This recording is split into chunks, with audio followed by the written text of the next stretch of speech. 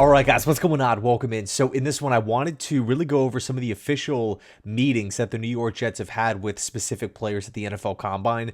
These are all official. These are all out there, all public, right? We still, there could be meetings happening behind the scenes with other prospects, but these are the confirmed ones at this point in time. Let's start with quarterback from Miami, Cam Ward. Now, personally, I don't think he gets to spot number 7, right? I mean, you can argue he makes sense for the Titans, for the Browns, for the Giants, for the Raiders at spot number 6. And, if Cam Ward is actually on the board at pick number 4 with New England, pick number 5 with Jacksonville, could a team like the Saints want to move up in front of the Raiders and the Jets to go out and snag him, right? The Saints met with Cam Ward as well. Get Kellen Moore, his, what they would hope to be is their franchise quarterback. But let's just live in this hypothetical, right? The Jets drafting Cam Ward, would it be a smart pick? I got to say, if he's on the board, I do think it makes a lot of sense to go with a high upside guy like this in Cam Ward, even though I feel like Sanders is the better systematic fit for the Jets. But, if Ward starts to slip, again, pick 4, pick 5, but 5 specifically, of course, because the New England Patriots are at 4. Would they want to potentially help the Jets get their franchise quarterback? I mean, how big of a deal was the whole Xavier Worthy Chiefs-Bills trade? I mean, could you imagine an in-division trade involving the, I would say, in many people's eyes, QB1? That's a big deal. Big deal. I don't see it happening. So I would say the sweet spot either is the Jets trading up to either 1, 2, the Giants aren't moving back, or 5 to jump Vegas, right? So that's kind of the sweet spot for Cam Ward. I like Ward a lot as a prospect, right? I think we continue to hear weak quarterback class. Although I do think it's a weaker quarterback class, I still view Shedeur Sanders and Cam Ward as 2 viable, solid NFL quarterback draft prospects. I think really the class as a whole, I think, based off of last season, it wasn't just Daniels and Caleb. It was Daniels, Caleb, Nix, Penix, McCarthy, of course, Drake May at spot number 3. Like, there was just a solid, chunk of depth there. Whereas this year's class, it's like, okay, 2 guys that are worthy of top 10 picks, but probably aren't, in the same range as a Daniels, as a Caleb, as a Drake May. They're more so in that McCarthy, Penix, Nix category. But then after those 2, it's like developmental quarterback. But again, going back to Cam Ward, from a physical standpoint, he checks a lot of different boxes with the arm strength, with the mobility, with the ability to make plays, escape the pocket. I mean, the deep ball pinpoint accuracy is just flat out amazing. It's my favorite trait about Cam Ward. He's tough. He's physical. I like Ward a lot. I do. And obviously the Jets, there is a level of interest there. Next up, Tyler Warren. Now, this is someone who, man, would he just be a humongous upgrade for the Jets tight end room. And really the big debate here is taking a tight end worth the 7th overall pick. Whether it's a guy like Brock Bauer. I mean, we've seen tight ends go high. Eric Ebron, O.J. Howard, Noah Fant. Who else? TJ Hawkinson, right? Their tight ends do go high. Brock Bowers. But the question is 7 too high, right? The Jets have a lot of team needs. Right tackle, D tackle, corner 2, safety, all these team needs, right? Wide receiver. Is taking a tight end more so labeled as the luxury pick? Or is it, a true building block? Here's my take with Tyler Warren. I think he's a really safe player.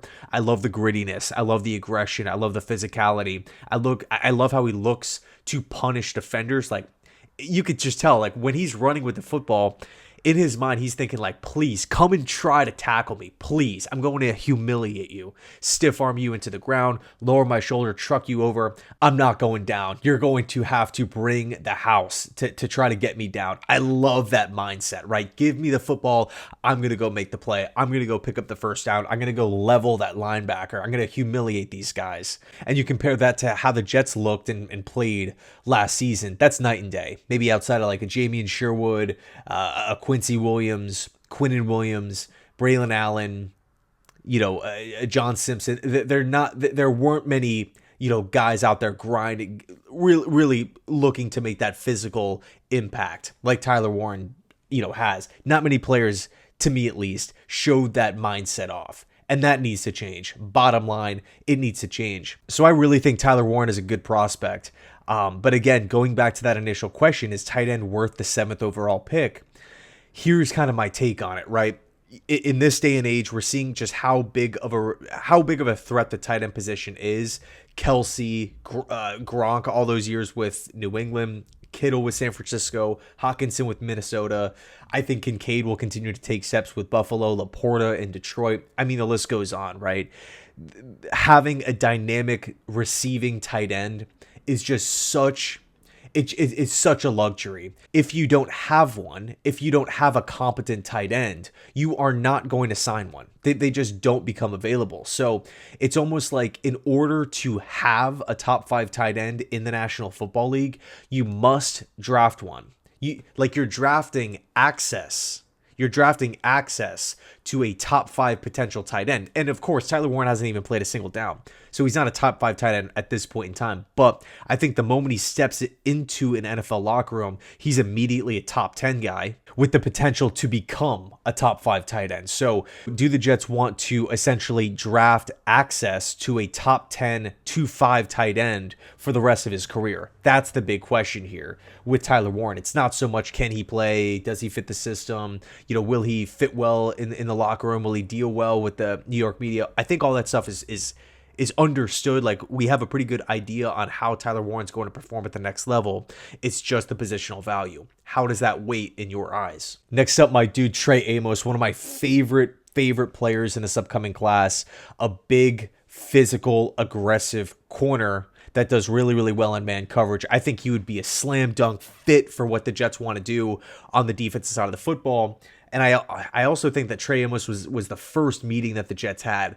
Obviously I can't confirm that, but as far as just what gets out to the media, Trey Amos was the first meeting. So there's that obvious interest there. And we were talking about him, right? He was the number 1 guy that I had coming into the combine for us as Jets fans to watch, right? What is Amos's 40 time going to be? That was the big question with Trey Amos, right? You can talk about specific moments where maybe that straight line speed was an issue in college. Not many moments. It's not happening every single week, but it was, okay, if this guy does have a weak spot, where is it going to be? It's that straight line speed. And what does he do? He puts out a 4.43 40. Let's freaking go. That's a big time number specifically for him. If you have speed question marks, right? We all know how important speed is to the cornerback position in this day and age. But if that's your biggest question mark coming into the combine and you get under a 4.5, I mean, and yes, of course, we're talking about like tenths of a second, but a 4.43, that's killer. That's right where Trey Amos needed to be. A lot of critics will be silenced after this number. So I'm very glad, but not surprised that the Jets are interested here in Trey Amos because of that natural systematic fit. And by the way, I hope I don't sound like a broken record talking about, a couple of these prospects, because we've been talking about them for a long time.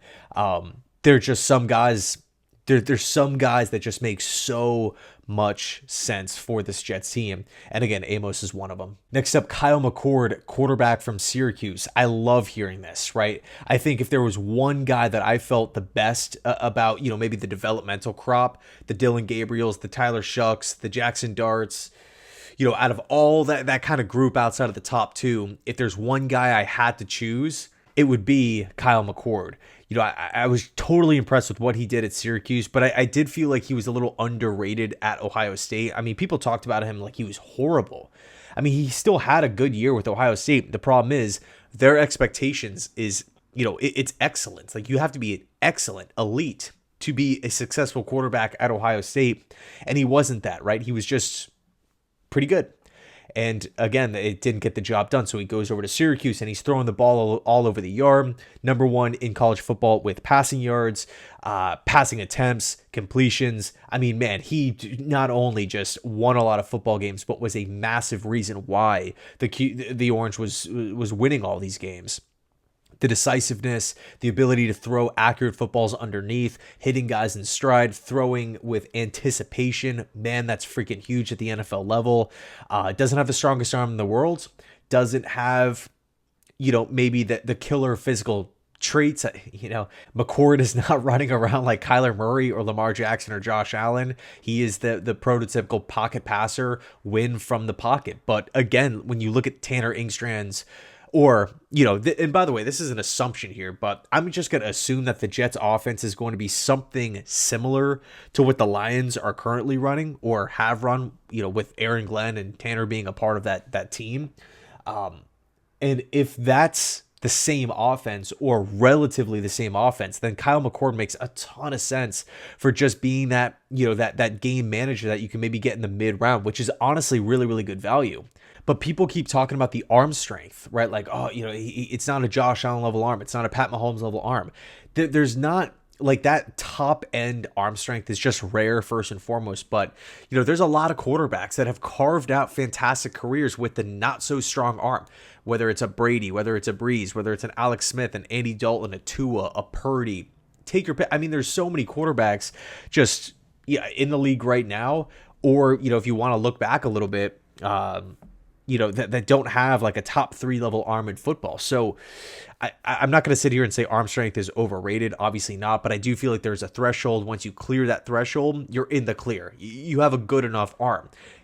For context, I think probably the weakest arm in football right now with guys that we've seen like actually start games, not, talking about like maybe the Luke Falks of the world, no disrespect, but Luke Falk wasn't drafted in the first round. He wasn't, a second or third round pick. He wasn't like a highly regarded prospect coming out. But out of those guys, I would probably say like an arm like Kenny Pickett is probably in the lowest possible tier. And Sanders and McCord have stronger arms than Kenny Pickett. So, I don't want the narrative to be out there that they can't throw the football down the field, or if it's a windy day, it's a rainy day, the ball can't travel beyond, 25 yards accurately. So, I think again with McCord and Sanders, their arm strength thing, it's blown a little bit out of proportion because I feel like both of those guys' arms are reaching that threshold or crossing that threshold. Again, Brock Purdy, Tua, there's a lot of quarterbacks out there that don't really have that, just rocket arm, and they're making it work because of anticipatory skills, ability to read a defense, understanding, full and well what each individual offensive play requires and where to go with the football post snap, the football IQ, the recognition, all of these things play a part. And also accuracy. Both Kyle McCord and Shedeur Sanders are very accurate quarterbacks. I would say Sanders is probably the most accurate quarterback in the entire draft. Next up, sticking with quarterback here, Quinn Ewers. Right now, Quinn Ewers is interesting, right? Because it came out that he actually played last season with a torn oblique. People knew that he was dealing with some sort of injury with the oblique, but they didn't think it was an actual tear. And one of the big knocks on Ewers throughout the season, and this is something that I mentioned too, because I didn't think he was throwing with a torn, throwing with a torn oblique, but the arm strength, right? Like early on in his career, people were like, man, Quinn Ewers' arm, it's freaking awesome. Like he throws just darts all over the place. Throws just a really catchable football as well. I mean, there's times where he's throwing a football and it's just like, man, not many people can pinpoint drop it in a bucket like that. But the arm strength, but you're kind of watching him this season. It's like, where's the speed? Where's the velocity? Where is, the drive, that kind of almost like the torque on the football? Because after, a certain amount of yards, you kind of just see the ball flutter, or it just moves very slowly throughout the air. Granted, it's still accurate passes, but just that power, that velo, it's just not there. But with the torn oblique now, can he really drive? Can he really drive the football if he's dealing with an injury like that? It kind of makes you reevaluate the whole situation. Him as a prospect. Now, even with that said, he's not the biggest guy in the world. He's not the most mobile guy in the world. There's a big concern about his pocket presence, not feeling pressure.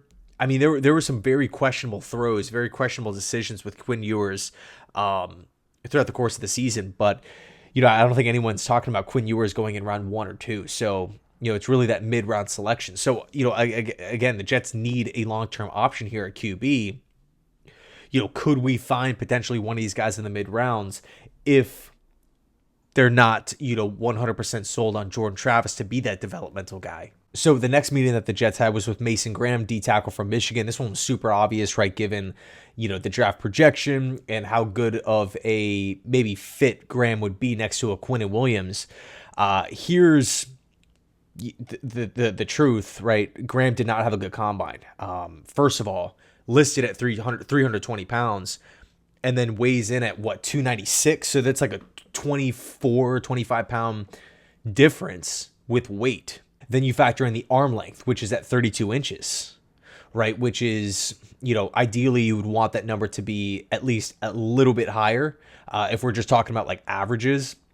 And then, to top it all off, he's not testing. He's waiting until his pro day. So I think this is actually maybe good news for the Jets, right? If he maybe can slip a spot or two, right? If Liam Cohen, I wish Trent Baalke was still in Jacksonville, because he wouldn't take a guy like Mason Graham because he's not like an athletic freak. But I would say maybe there's a better chance of him landing with the Jets at spot number 7. I don't think it's going to be this drastic change. If he shows up to the pro day and the weight looks similar, and the athletic testing isn't anything spectacular, especially if you're like maybe trying to point or try to find one outlier as far as the drills are concerned, and there's not one thing that stands out, maybe you kind of get a little bit more concerned. But I really don't like to put a lot of stock in combine numbers. For me, like I've just seen Mason Graham just do so well so many games against so many different offensive linemen. He was frankly dominant. Next up, Texas tight end Gunnar Helm. Now, more so that pass-catching tight end, someone who I feel like really flourished in that Sark offense. And obviously, same deal with Tyler Warren, right? We're looking at the Jets tight end depth chart. Tyler Conklin's a free agent. The free agent class isn't really anything to write home about, unfortunately. Jeremy Rucker, the Jets gave him chance after chance after chance last season, but I would say last year he probably looked the worst out of his Jets career with all those drops, which is just a tough pill to swallow because of where Joe Douglas took him in the draft. And also how long he was here with this Jets team. Like, you're kind of hoping for, someone to step up in this tight end room, and just no one really has. And now Tyler Conklin is probably going to go. So we really need to fix this position.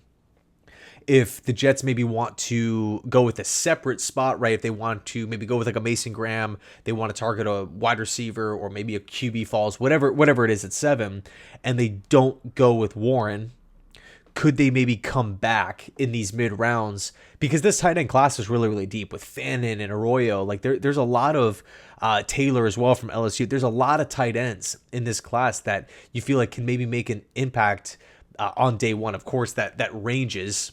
Not saying everyone's going to be a top 10 tight end here, but, I feel like we could maybe see guys start to emerge. Like, for example, Isaiah Likely coming out of Coastal Carolina to the Baltimore Ravens in that mid-round selection, right?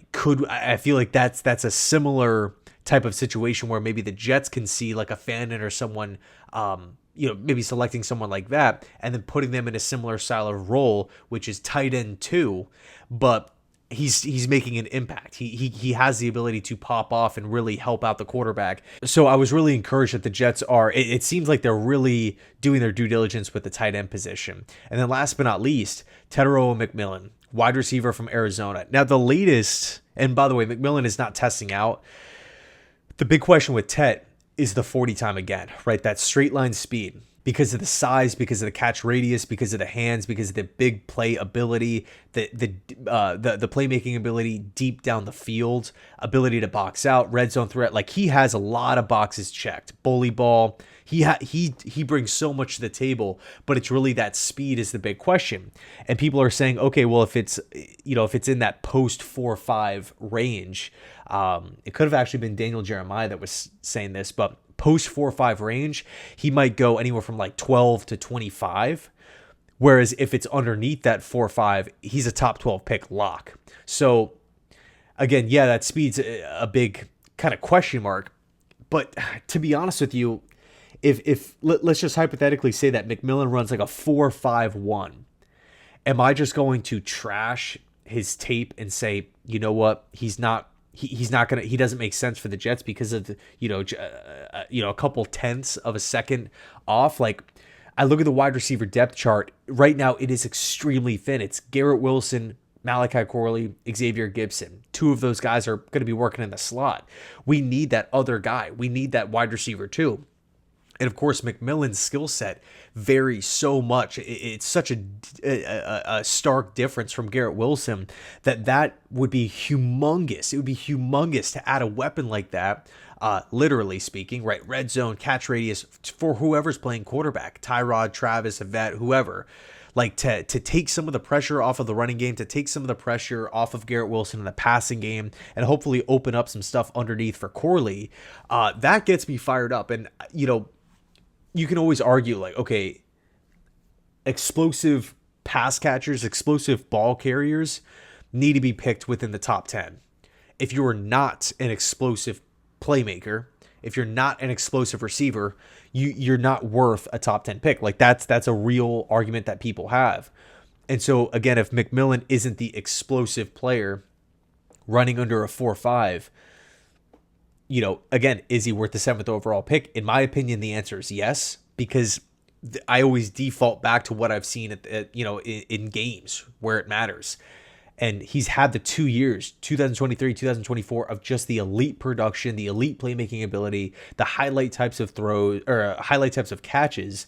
Noah Fafita's out there also making just incredible throws as well. I mean, that dude just I feel like can throw a football through a wall. Like he has an insanely strong arm and also has some playmaking abilities. But McMillan, I think makes all the sense in the world with the Jets. If he's there at 7, I think I would probably lean that way based off of where we're at team need wise. But anyway, let me know your thoughts down below in the comment section. I can't wait to get more numbers, right? More combine numbers and stats as the days continue to go on here. But yeah, anyway, thanks so much. And as always, go Jets.